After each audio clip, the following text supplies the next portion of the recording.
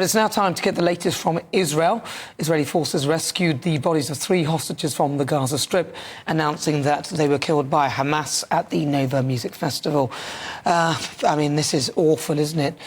The Bring Them Home Now campaign posted on social media that they were killed while they were dancing and celebrating life. And the return of their bodies is a painful and stark reminder that we must swiftly bring back all of our brothers and sisters from their cruel captivity, the living to rehabilitation, and also the murdered to for a proper burial. Well, joining me now is performer and Mr. Uri Geller.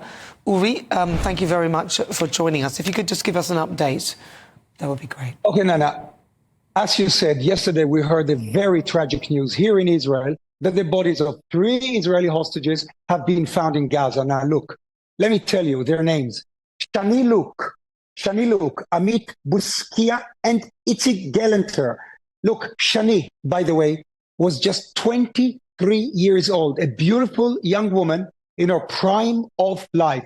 These 3 innocent people were, as you said, were at the Nova Music Festival when Hamas attacked. Now, not only were they brutally killed, but their bodies were dragged and taken back to Gaza. Nana, I ask you, what kind of monsters do this? This is a reminder to everyone of the depth of evil of the terrorists who Israel is fighting. I also want to remind all your viewers that there's still about 130 hostages, if they're still alive, being held by Hamas in Gaza. These are men, women, and children. Nana, children! The women are being abused in the most horrific ways. We know that for a fact from the hostages who have been released. Now, let me ask you, and all your viewers, why doesn't Hamas just let the hostages go? Why are they holding them? Hostage taking is an international crime. It is barbaric. Just let them go and the war will stop immediately. I have to show you something else. This is unbelievable. But look, there are 2 more things I want to say about this. In London today, your capital city, there is another hate march. This is the 32nd week where London has been hijacked by Hamas sympathizers.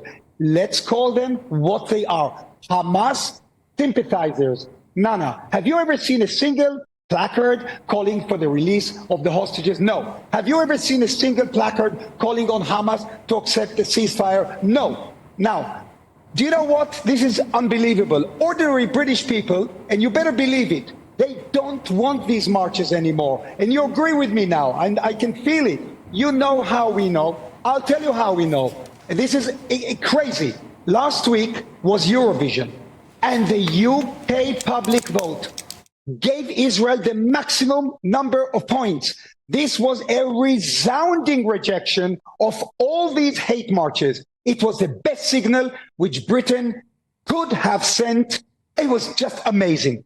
And finally, just one more thing. 2 days ago, Israel was back at the International Court of Justice because South Africa, again, has accused Israel of genocide in Gaza. Nana, this is a pantomime. The war has been going on for 7 months. Do you know why? It is because Israel is trying so hard to avoid civilian casualties, exactly the opposite of genocide. If Israel wanted to destroy Gaza, it would have done it in 7 hours, not in 7 months. Now, this is unbelievable. Look at this tunnel. This is like the motorway. This tunnel, they found 50 of these tunnels between Egypt and Rafah. This is my opinion. Egypt is making billions on arms smuggling. Billions. You can move tanks in these tunnels. Anyhow, I hope that next time, Nana, next time we speak next week, I hope the hostages will be released. The war will be over and there will be peace for Israel and for Palestinians. And we can all start building a better future for everyone. I Nana, hope so. Thank you so much. I hope so, Uri. Thank you so much. And also, but I'm not sure whether we have evidence that these actual tunnels are being used for arms to to Egypt. But also the other thing is, a lot of people on those protests would argue that they are protesting for peace. Listen, Uri, it's really good to talk to you as ever. I appreciate speaking to you as ever. It's so good. Thank you very much. That is Uri Geller. Those are his views on the whole situation. Of course, he's there live in Tel Aviv. But as I said, a lot of people on those hate marches would say that they are looking for peace and they're actually protesting because of the mass death that's happening in Gaza.